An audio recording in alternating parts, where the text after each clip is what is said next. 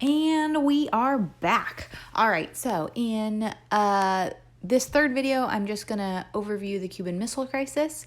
And in the fourth video for today's lecture, I'm going to quickly go over decolonization during the Cold War era and how the Cold War played into that. So for right now, we're talking about the Cuban Missile Crisis as a part of the globalization of the Cold War. So there's a couple of things you need to know about Cuba before we can jump into the Cuban Missile Crisis. The first thing that you need to know is that for several years throughout the 1940s, Cuba had been ruled by a dictator named Fulgencio Batista. And under Batista's rule through the 40s and into the 50s, there had been, he was a dictator, so you can pretty much figure out what it was like to live in Cuba during that time. It wasn't great. There weren't tons of opportunities there in terms of educational opportunities or tons of freedoms. And eventually, there came a revolution to Cuba under the communist. Here we go. Under the communist leader Fidel Castro.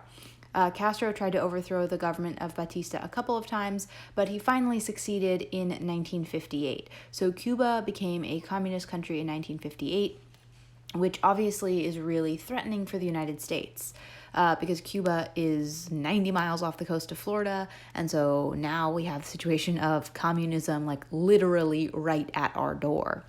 So the United States, under the Eisenhower and then under the Kennedy administrations in the late 1950s and early 1960s, takes a few different steps to try and basically try and topple Fidel Castro's communist government. They start off by putting trade sanctions on Cuba, basically limiting the items that Cuba can import or export. And eventually the United States moves to a full trade embargo of Cuba, meaning that we will not trade anything with them. We won't sell them a single item. And pretty much all of our allies fall in line with that policy. So Cuba, in a lot of ways, is cut off from a lot of big trade, and Cuba as a fairly small island, they're not self-sufficient. They can't produce everything that they need. So, medicines and building materials and, food even, they don't have all of that material. They were importing all of it from the US or from some of our allies, and now they don't have access to any of that. So it's also around this point in time that Cuba is reaching out to, the obvious choice here, the Soviet Union, to establish a trade deal with them, because now they don't have solid trade partners in the capitalist world, and so they need someone to help them out, essentially. The United States really doesn't like this, and so actually in 1961, under the administration of President Kennedy, the American CIA helps to train Cuban rebels. So people who used to live in Cuba who had fled to Mexico or other parts of Central and South America because they didn't like Fidel Castro. And so these people, basically the CIA found them, they gave them military training, they gave them weapons, and they essentially dropped them off in Cuba. In 1961, there's about 1,400 of them. They dropped these guys off, and their job was to attempt to overthrow the government of Fidel Castro. This attempt totally failed. When these CIA-trained rebels got there, Fidel Castro's army was waiting for them, basically took them down in 3 days, and the whole thing was over. And so it didn't work out, but what was even worse was that it was very obvious that it was the United States who had done this. It was super obvious that the U.S. had been the ones who had trained and supplied these rebels, and it was very obvious that not only had we done this, but now we had failed. The repercussion of this was also that now the Cubans really, really, really didn't trust the United States. We had literally just tried to organize a coup, to organize a revolution, to overthrow their government.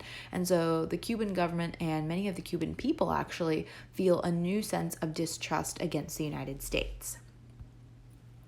Meanwhile, a couple of other things are happening that are relevant. In the late 1950s and early 1960s, the United States had been developing long-range missiles, intercontinental ballistic missiles, basically missiles you can equip with nuclear weapons, and they can be, fired from one continent and reach basically another.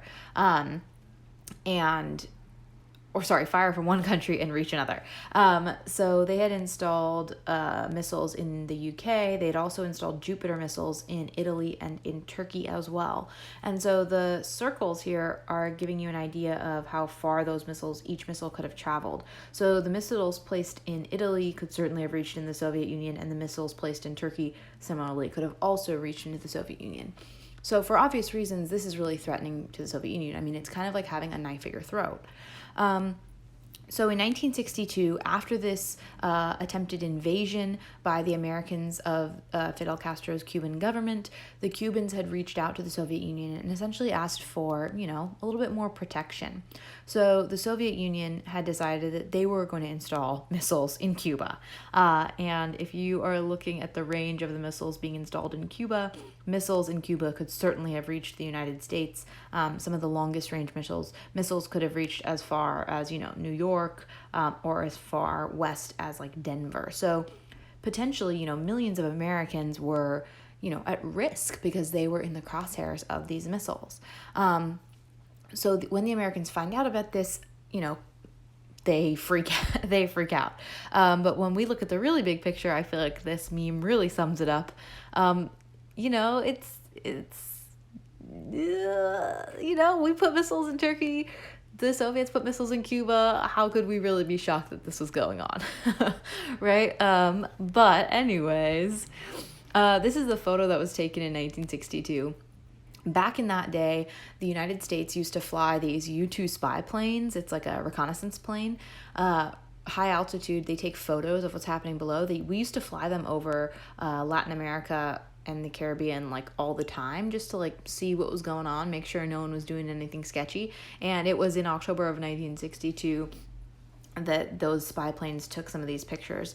And as a regular person, like looking at this, it doesn't really mean that much. But if you were in the military, you knew what this meant. You knew that it meant that there was a big missile site that was being set up in Cuba. It wasn't operational yet, but it was close. And that was a really frightening reality for most Americans. Many Americans, I think, presumed that, we were always going to be safe. We had the military sort of upper hand. We were far away. Again, it's that same rationale that people used in both of the world wars of like, oh, we don't need to worry about what's happening in Europe because we're safe over here. So to have missiles, again, like really close to us was kind of a shock to many Americans. This starts off what they call basically the 13 most intense days of the Cold War, where we realized that the Soviets were installing the missiles, and it basically turns into this showdown between the United States under President Kennedy and the Soviet Union under the Premier Nikita Khrushchev. People were super freaked out, and for those 13 days, there were times when we got very close potentially to a nuclear war, which could have devastated millions of people. Lots of protests started breaking out in the United States. People were worried that the American president might take too drastic of action, and they weren't wrong. One of the plans that President Kennedy was considering in 1962, this was the plan that the military had recommended, was let's just go and nuke Cuba. We knew that the missiles weren't totally set up yet. We thought if we went and sort of just attacked Cuba right away, we would wipe out their ability to finish building those missiles and basically demolish the threat to ourselves. A lot of other people were like, whoa, that's way too intense. If we do that, we're going to end up in a nuclear war. Don't do it. President Kennedy eventually decided not to do that. He instituted what he called a blockade. Essentially, they put the Navy around in the ocean around Cuba and said, any ship that's coming in to Cuba that has weapons on it, we are going to turn it back. This was also kind of a sketchy move because technically a blockade is an act of war. But luckily the Soviets did not call Kennedy's bluff on that. And eventually the United States and the Soviet Union were able to work out a compromise, which was kind of a miracle.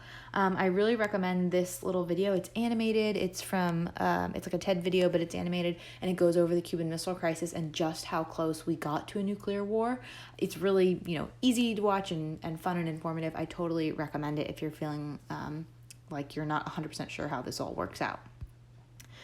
Anyways, in the end, the United States and the Soviet Union worked out a deal, and the deal was as follows, that Khrushchev basically agreed to remove the missiles from Cuba. However, he was going to have to do this publicly. The United Nations was going to be supervising, essentially to make sure that he really did as he was told, or he really did as he was promising, that all those missiles really were coming out. In exchange, the United States was going to remove their missiles from Italy and from Turkey. However, the U.S. gets a huge benefit here. They get to remove those missiles privately, secretly. We didn't have to have it be like a big media circus. We didn't have to make a big announcement. So in terms of like saving face or like looking good in this whole situation, it's a huge benefit to be able to take your missiles out secretly, as opposed to like having the public humiliation that the Soviet Union had to go through. However, the United States also needed to sort of make amends to Cuba in all of this. Part of the deal was that the United States had to promise that we would never again try to invade or overthrow the Cuban government. So those were the main sort of parts of the agreement. We've got a couple of cartoons to look at here to talk about the outcome. This one I love. I think it's so funny. Here we have the dentist, Khrushchev, and the patient, Castro. And, Castro has some pretty bad teeth, and the dentist is going to have to extract them. So literally, the Soviet Union is going to have to take the missiles out of Cuba. And Khrushchev up here is saying, "This hurts me more than it hurts you." He's saying that having to remove the missiles from Cuba is more painful for him because he's having to do it, publicly, and it's embarrassing. But the artist, I think, also is criticizing that outlook. When people say that, "Oh, this hurts me more than it hurts you," they almost always say that in the context of it not actually being true. Like, for instance, sometimes like doctors, if they have to give like a baby an injection, like, a measles injection or whatever, they're always like, "Oh, this hurts me more than it hurts you," because like they feel bad having to cause pain to a baby. But like, does it literally hurt them more than it hurts the baby? No, it hurts the baby more.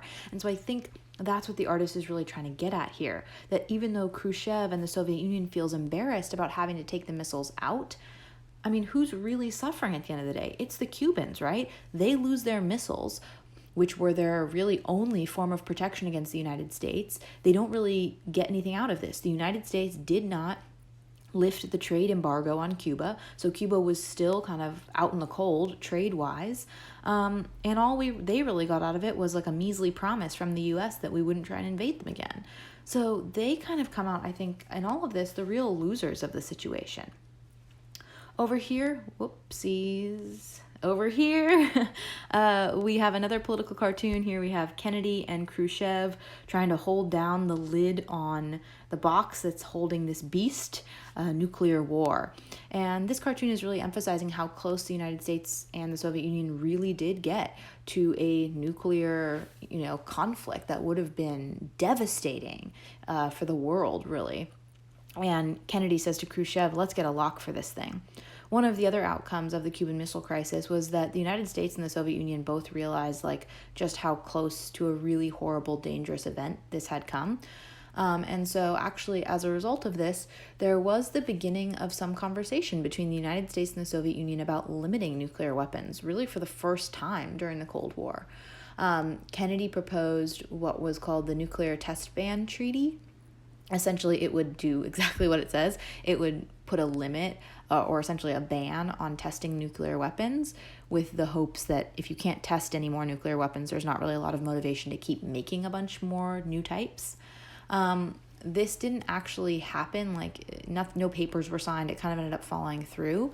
But at least the idea got out there that maybe these two countries should set aside their differences for a little while and try and work on making the world a safer place. Eventually, that will come true for a little while at least. Later on, we'll see some of the other American presidents later down the line signing what is called the SALT agreements, the Strategic Arms Limitation Talks, which is Kennedy's idea of the Nuclear Test Ban Treaty coming more to fruition, at least for a little while. The other outcome of the Cuban Missile Crisis is that it has a negative impact on Khrushchev. Back in the Soviet Union, like, even though Nikita Khrushchev helped the world narrowly avoid nuclear disaster, there were people within the Communist Party who, maybe for their own personal reasons, were looking to criticize Khrushchev. Many of them, criticize him for not taking a harder line against the Americans, for kind of like, I don't know, chickening out, I guess, in some ways. He was already under a number of criticisms for other stuff going on within the Soviet Union, some agricultural programs, and things like that. So he wasn't doing so hot by 1963. And eventually by 1964, he ends up basically getting, kicked out of power. And the person who replaces him is this guy, Leonid Brezhnev, or as I like to call him, Leonid the Eyebrows Brezhnev. Because, girl, look at those brows. Anyways, he ends up being like a way more of like a hardliner, a lot more repressive, a lot more oppressive than Khrushchev had been. So it's kind of like a move backwards, like more towards like Stalin-esque tactics. So anyways, we'll be talking about Brezhnev a lot in chapter 29, but that's kind of the other thing to know about the Cuban Missile Crisis, is that it does contribute to the demise of Nikita Khrushchev. So that's it for video 3. In the next video, I'm gonna attempt to cover all of the things I want to talk about very, very quickly for the decolonization in the Cold War period. So go ahead and watch the next video.